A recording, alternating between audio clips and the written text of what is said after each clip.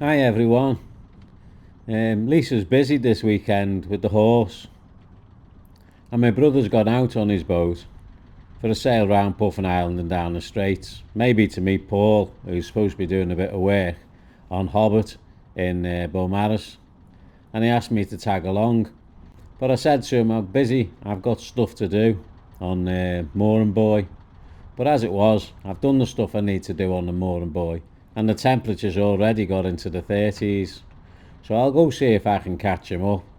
I left the mooring go. I'm going to leave the dinghy tied here today. I'm not going to drag it with me, because if we're going to get anywhere, there'll be enough dinghies. My brother says Paul's got a dinghy already on the beach in Beaumaris, so I won't be needing mine. Do you think my strop's a little bit long?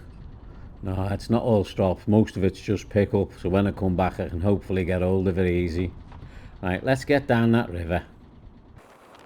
When you speed things up, you can certainly see how wobbly you are at the helm, or not, whichever the case may be. But I think I'm a little bit wobbly. But I'm trying to do stuff while I'm motoring down here, so I've got an excuse. Well, there's light easterlies, and I'm lucky enough to get my sails up by the beacons, so I can have a little sail out of the river estuary, and hopefully all the way. I just spoke to my brother on the radio to find out whereabout he is, and he says he's just coming up to Puffin Island, but the wind is light and fluky, and he keeps trying to tack towards Puffin Island, but he's going off towards Red Wharf Bay instead. Well, if he's struggling to sail it, I've got absolutely no chance.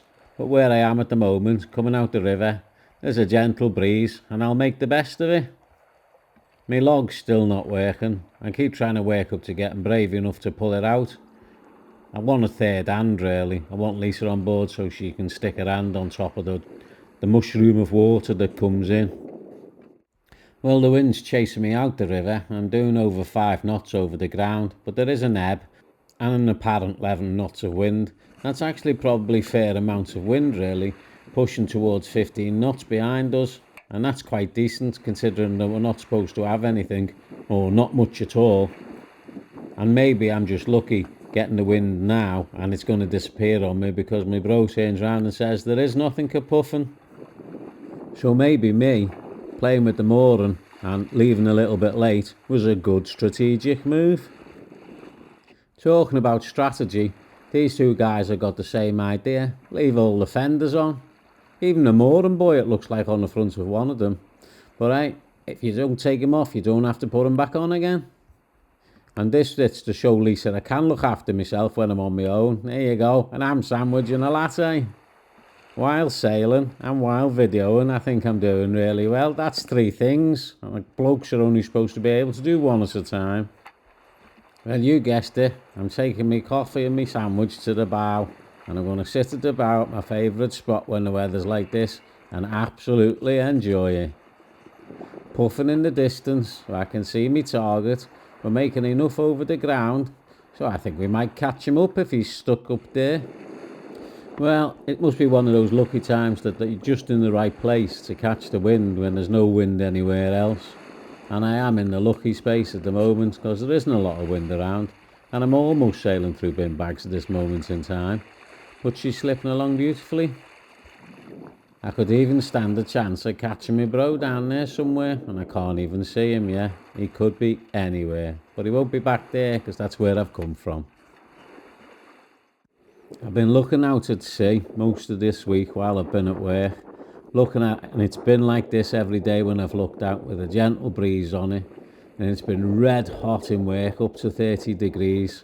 It's 30 degrees today, and it's absolutely amazing to be out here. I feel like I'm sailing in another country, like I'm not even at home. And yes, getting out here makes one a happy chap. Now I'm getting towards the end of Puffin now, less than a mile away, so I'd spoken to my brother on the radio, and he reckons he's 3 miles north, the other side of it. So I said to him, what you doing there if you're supposed to be going round it and down the straits? He said he couldn't get round it, he kept tacking and getting further and further away. Well, that's music to my ears now, because it looks like if I can just keep this line up, I'll just creep round Puffin Island. So fingers crossed the wind doesn't do to me what it's done to him. As you look at this bit of water in front of me now, you'd think to yourself, well, there's plenty of wind on that, but there isn't. There's virtually nothing on it. This is just a funny shot you get in front of Puffin Island when the water's ebbing, because it's coming from the straits and coming underneath the water that's coming from Conway, and one goes on top of the other and makes this little funny set of, I don't know, it's just a place where the water decides to be unsettled because the two tides have an argument with each other. And having this extra little bit of frustration in the water when there's very little wind on top of it, and trying to sail quite tight for me, keeps emptying my sails with the bumps, and I need to get past the end of that island, and I don't want to have to tack and end up in the same place he has. Well, the weather gods are with me today, because I managed to sail right round on the same tack that I was coming up the other side of the island with. The wind is on the same tack, the same angle is continuing as I go round the island itself. And this is how nice it's been to me. The helm is just loose on its own, the sails are set, and the boat's just sailing itself to windward. There you go, stand by. Well, if this wind continues curling right round the island, I won't understand it, but I won't complain about it either. Of course, you do know what this means. It means I set off a good hour, maybe an hour and a half, after my brother, and I've overtaken him now, because he's 2 or 3 miles north of me, still trying to get to here at the wind. And as you can see, the wind is curling right round the island. If anyone can work that one out, you've seen my sail plan all the way. I've literally done a U-turn now, while close hauled, right round. Whew. Nobody'd believe you unless you put it on a camera. So we set off sailing easterlies. We were east all the way up to the east side of Puffin Island, then it turned northerly, then we were northerly across the top of the island, and now I've got to go down through the Sound and down the Straits, which is about a southwesterly, and the wind is coming round westerly. It's almost travelled 180 degrees as I've come round the head of the island. You couldn't believe that if you tried. Well, I'm glad it's on the camera, because my brother won't believe me when I turn round and tell him what actually happened, and I overtook him. Just behind me there's quite a lot of summer haze, so I can't see whereabouts it is. I can see a couple of boats, but he's a couple of miles away, so he's going to be doing his utmost best now to try and catch me up, I'm sure. And a perfect breeze to carry me against this outcoming tide. The water's pouring out of here at the moment, and I'm going to try and push my way in, so I just hope there's enough wind to give us enough strength. You can actually see there the bow wave's quite fierce. She is pushing hard into the water, even if we're not making a lot over the ground. One thing I am sure about though, if Swallow knows that Tarka's behind her and she's overtaking him, she's going to try as hard as she can to get down here without him catching up. Well, as I look back through the Sound, I can just see him in the middle of the Sound there. But he's not caught us as yet. Well, the good news is we cleared the Sound. The bad news is the wind's gone really light on us, and I don't want to be dragged back in there. So let's hope that there's enough, because he's got a bit down there to keep us going. And if you notice, that boat was using an easterly. That was the easterly I was using when I was on my way there. That's a tiny fishing boat, that. I'll bet the sightseeing boats are doing a roaring trade with this lovely sea and the nice temperatures. Everybody will want to get out and see what Puffin Island looks like. And here comes Tarka slipping through the Sound. Now I think this is a little bit blurry. I'm not sure why it's a little bit blurry, and I'm starting to think sometimes I get blurry footage when the sun's bright, or when there's a really bright light into the camera. Something knocks it a little bit. It's a proper hazy, hot, sunny day. Little bit sticky even. I've got a few curls in the foresail for no other reason than it gets a bit hiding behind the mainsail when the wind's behind the boat. And when it hides behind the mainsail too much, it starts flapping. So a couple of curls in it stop it. And we're still making a good headway, although we are still pushing the current, so we're not going as fast as we look over the ground. But both Swallow and I are holding out here, and I've got high expectations to stay in front of Tarka all the way now till we get ourselves to Beaumaris. When the sun shines on the water like this and it's glistening, it always reminds me of my favourite movie. And my favourite movie's got a lot of teeth in it. I wonder if you know what it is. We really are slipping down here, beautiful. Which means, of course, we've got our easterly back because we're running again. So we went right round the island on an easterly, which changed to a northerly, which changed to a westerly, that turned back into an easterly. Man, you couldn't write that if you tried. I'm sailing into some lovely, lovely sunshine, but it's making the voyage really difficult to see. The buoys disappear in the silver bit in the middle, and I haven't got a chance, although the camera can see them quite easily, but I can't because my eyes won't allow me to. Swallow's got lots of power in her hull at the moment, with the wind that's behind us is back up to about 13 knots, but we're still only making 2.5 to 3 over the ground, so it's going to be a fair old hike to get down to Beaumaris. I could, however, get the spinnaker out if I felt really competitive. This looks like a case of last one nearby is the beer. Not that there's much of a hurry, obviously. Uh-oh, who's that catching me up? Well, it looks like the Bismarck. I'm expecting to see a gun turret on the front of it the way he's turning up now. He's going to have me over, and he hasn't even got his mainsail up. That's just not fair, is it? I look at Tarka sometimes and I think to myself, I don't know where she finds the power from. Did you see his wave? That's the happy wave of catching you up. And Tarka's got her mouth open there so she can draw some fresh air through herself. She's a beautifully designed hull, and she seems to slip through the water ever so easy. His bow's that fine, it's like a hot knife through butter going through the sea. Well, what's he just informed me? He's just shouted across and told me his motor's running. So he's going to turn his engine off. So he turns his engine off, but he doesn't put his mainsail out, and I pull away from him again, which is really good. Well, it looks like we've arrived more or less now. This is into the moorings here at Beaumaris, and Paul's on the beach down there somewhere. When we get down, we'll see him. Well, as it happens, when we get down there, he's just taking the lid off a tin of paint. He just wants to give the bottom of the boat a quick anti-foul. A quick anti-foul. And here's his dinghy, up the beach. So our poor Jay had to pump his dinghy up, come and get me, and then we had to carry it, that red thing there on the beach, all the way from the muddy end, down the pebbles all the way to here. And we'll probably have to carry it back again later. But the plan nearly worked, and Hobbit's now being painted, and as you can see, he's got a whole load of boat to paint because he's only done a bit of keel. He didn't just forget to come and get us on the dinghy that he never put in the water. He also forgot to book a table in the pub for something to eat. So we've phoned up and we've booked one, but now it's late. So we can't have anything to eat until later on. So we're going to have to watch Paul watch paint dry. That'll be exciting. Well, here we are on the beach. Have a look round. You know, I've just realised I'm in focus, but nothing else is. So have a blurry look round.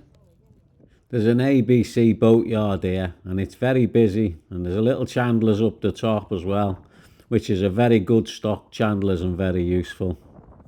Well, we went and had something to eat, and when we got back, we'd put the dinghy on top of Paul's boat and he threw it back down for us.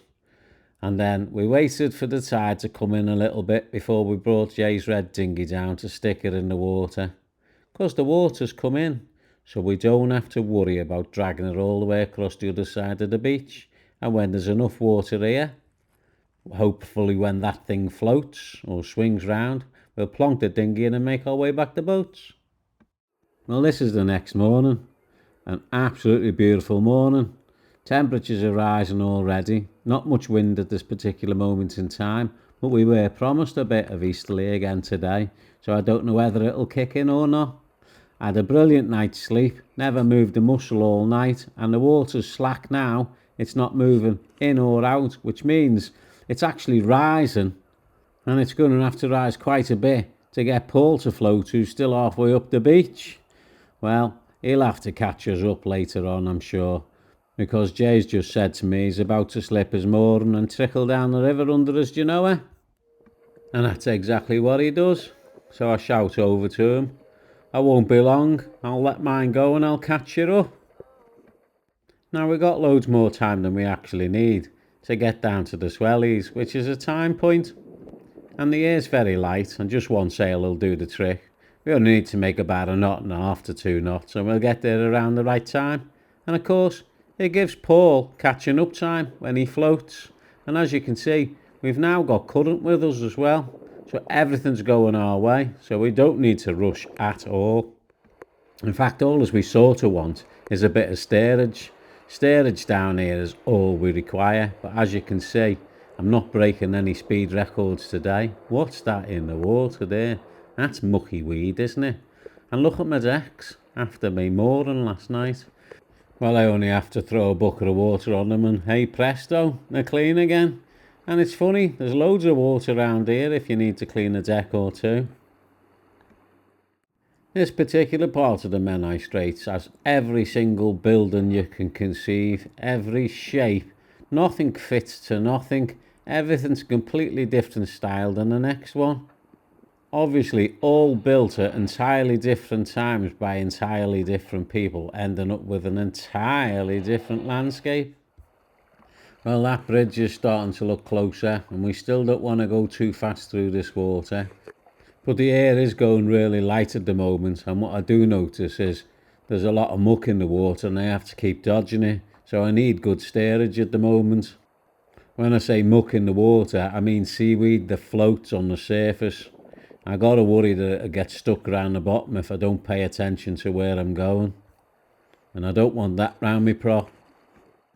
There's a couple of boats come through early now, which means the rush will start to get through the Swellies.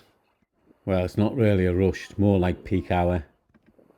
This Moody seems to be hanging almost on the spot.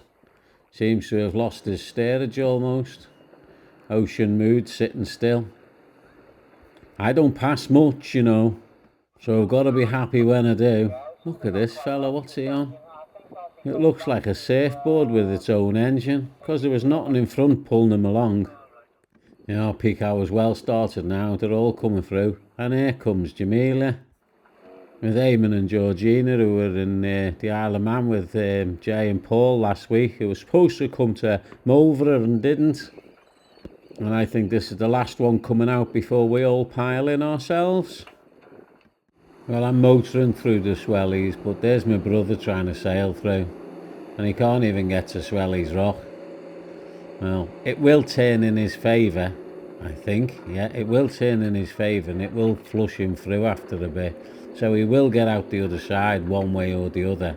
But as you can see by my foresail and his foresail, there ain't any wind, and really it's not the place to mess around. That is, unless you live here. And then you can spend all day messing around if you want to, carrying bags from one end of your property to the other. But when I get back out to the Swellies, I turn the engine back off and go back to sailing along. There's a tiny little bit of wind here, but I'm saying to myself, will we actually make it? Well, to Victoria Dock is where we'd planned on going. I dare say we're going to have to go back to motor. There's something very refreshing about a white shrimper. I think it's because you don't see many.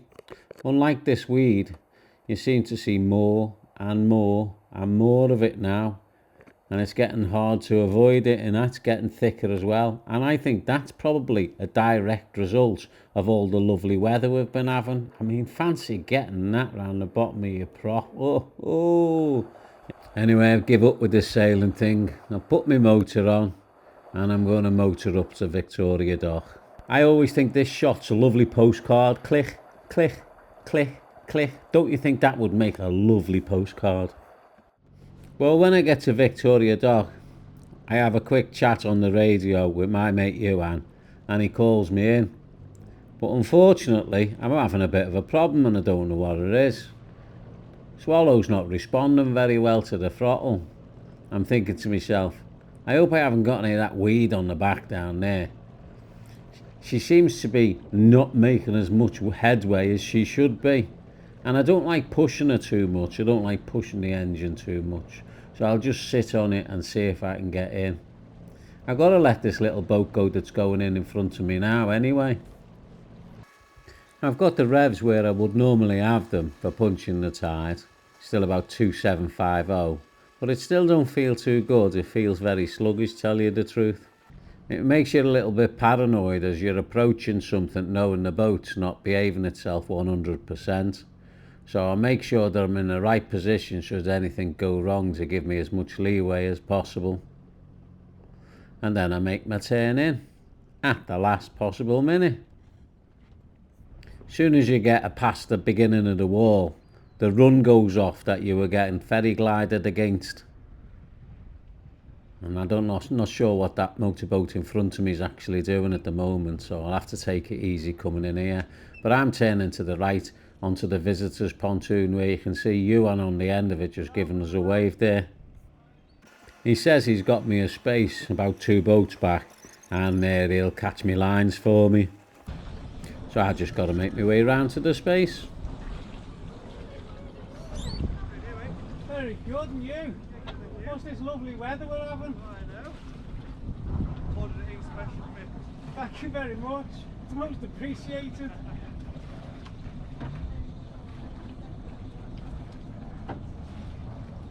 What's this? It's working.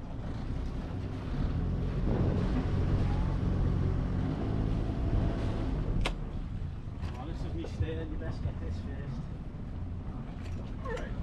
Lovely.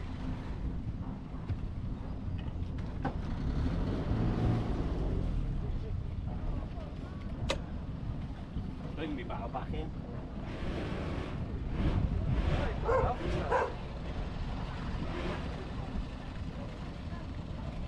Mike, are you okay catching Hobbit? Yes. I need to go and tell Uncle Jack to just come in and not radio me at all and tell him they can't catch it.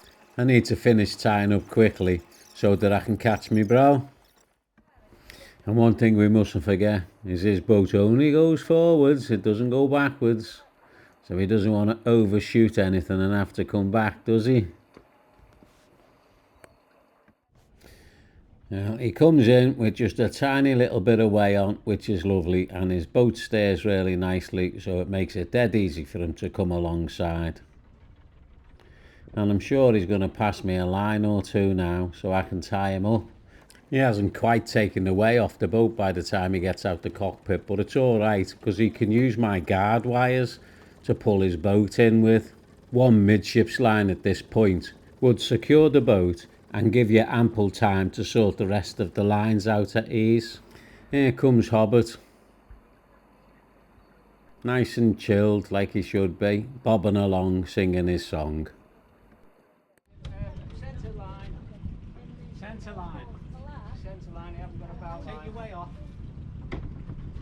That's your centre line, Jack.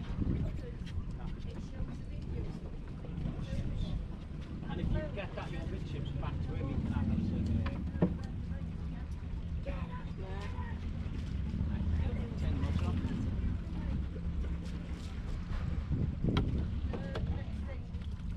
Did exactly the same thing. Loads. Is that too low, that one? Paul, buckles just come off your prop. Because that just wants to come off. It's washing up now. Are they on mine? Well, we'll all have it because me and Jake couldn't stand the tide outside. No, I couldn't either. No, it's weird around. You've got a great big Christmas tree around your propeller. Have I? I can pull that back in a bit, Paul. Well, we've all agreed that there could be weed around all our propellers after seeing what Paul had and listening to his stories of not being able to have any power, and we've all felt there was something wrong with the boats coming in. So we drew straws, and Jay got the shortest straw, so he's going down to check the bottom of the boats. But he thought it'd be nice in the water because it's 30 degrees outside the water, but the difference is massive and he can't get in because he's too cold. Well, here's what Jay's prop looked like. Well, it wasn't really a prop, it was just a bush. You can't see anything in there, and you wonder how it sticks to a folding propeller. So I asked him to have a look at mine. And he does, he goes back and he has a look at mine. And, well, although mine's a lot better than his, it's still just a bush around the propeller. My heart won't stand this, especially already. Have you got a rope cutter on yours, mate? No. I did have a tucker off. All this weed you can see all around here is what he's pulled off the propellers. They literally did look like Christmas trees down there. And there's still odd bits floating around, but we've got a lot of it off. But that's why the boat's all felt indifferent. We'd been seeing it all the way down the straight, and we'd been doing our utmost best to avoid it as well. And I thought I'd done quite well. I suppose we all had the illusion that we were okay, because we were all moving quite quickly with the ebb, and all we needed from our propellers was the steerage, which it gave us fine. But when we turned round and we had to face the ebb, and it's quite a strong ebb, it was at this time that we all found the same thing. We didn't have the drive that we expected. We had some, but our propellers were fighting through the Christmas tree, but not much. Paul's was by far the worst, because he had a small forest on his, instead of just a Christmas tree like the rest of us. Underneath Paul's, Jay's cleared most of it off, but he's taken the camera down to show you what's on the rest of it. You can't even see the propeller, but it's there underneath it all as he rags it off. Paul were convinced his engine were breaking, but then I suppose a lot of people are at this point. After that, we all sat in the cockpit and chatted and had a few beers. Well, I don't know about you, but if I have a beer in the daytime, it seems to almost drain every bit of life out of me. There wasn't much in the way of wind to keep you cool at all, and it was quite exhausting. And somebody took a sneaky picture of me looking exhausted. There you go. Well, we went for a little walk into the town, a bit of shopping, and then, we went to Spoons, had something to eat in Spoons, and maybe another drink or two. Got every hatch open on the boat, trying to keep it cool. It's a hard job on a hot day. I'm obviously on top of the wall here, taking a shot of the marina in the still of things in the heat of the day, and the other side is Beaumaris, and when I point the camera across to Beaumaris, there's quite a few boats there anchored up for the night. That's a couple of miles away, so it's not too bad a zoom really, is it? In the town, I confronted one of the medieval guards about the Coca-Cola, so he said, take a picture without it. Our Coca-Cola comes in a different type of can though, Mr. Speckled Hen. You wouldn't believe it, but nobody would shut their mouth till I picked the camera up, and then they're all zombies. Later on, towards, it must have been getting near midnight. The tide rose that much, we could see on top of the wall, and I could see this Volvo car, that one there, and two wheels are floating in the air on the other side, and I think that's entered the twilight zone.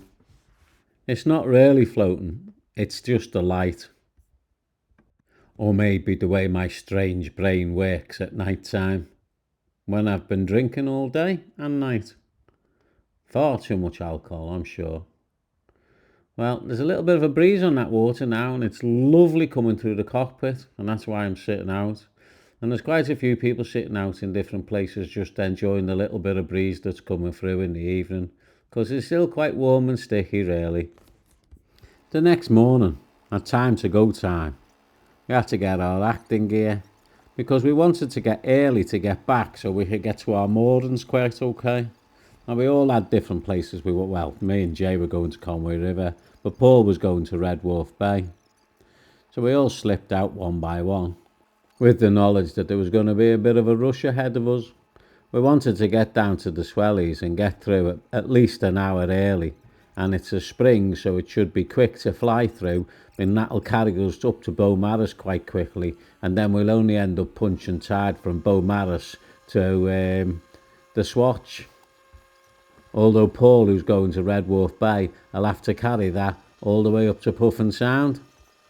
And as it happens, he's very paranoid about his motor.